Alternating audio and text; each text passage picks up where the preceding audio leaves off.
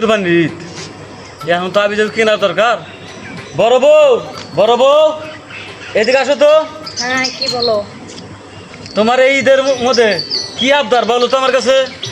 আমার জুতা লাগবো, চুড়ি লাগবো, কাজল লাগবো, আমার গ্রাউন লাগবো, স্কার্ট লাগবো, লেহেঙ্গা লাগবো। আমি মডেল মাইয়া, তুমি চিনো না আমারে? জানো না আমি কি সব পোশাক পরি? তোমার এইটুকু আবদার, হ্যাঁ। আর কিছু তো লাগবে না? না লাগবো না। আচ্ছা ঠিক আছে।